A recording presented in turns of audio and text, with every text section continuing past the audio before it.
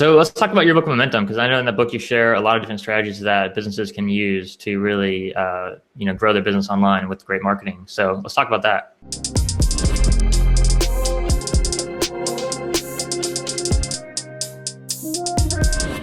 Yeah, absolutely. I mean, Momentum's interesting because I think to tell the story of Momentum, I almost have to tell the story of the Zen of Social Media Marketing, my first book, which actually just is went into its fourth edition as of yesterday.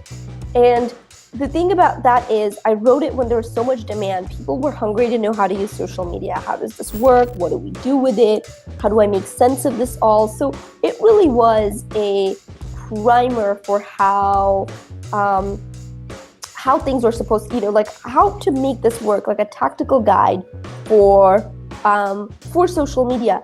And when the book came out, it surprised me too that it's done so well. I mean, I guess in some ways because it was written to meet market demand, but what happens when, as an author, when one of your books does well, especially your first book, is immediately people say, when's your next book?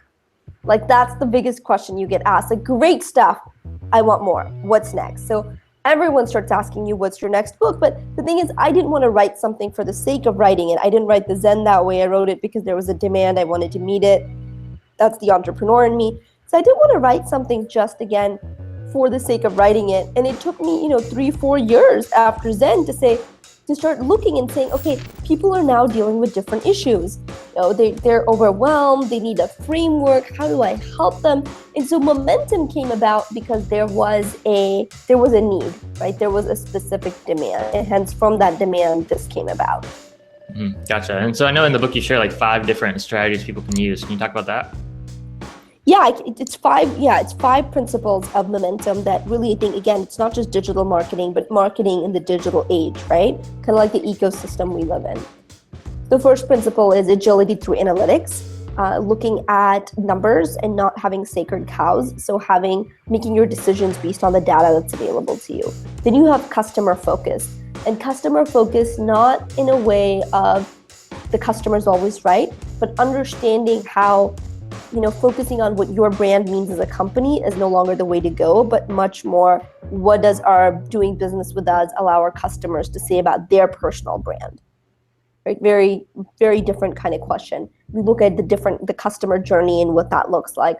And the third is integration. How do you integrate physical and digital marketing? How do you, do it seamlessly? The fourth is content curation. So not just writing content or creating content, but how do you curate it? How do you be that filter or voice for your audience? How do you bring them the best of? And then the final one is cross-pollination.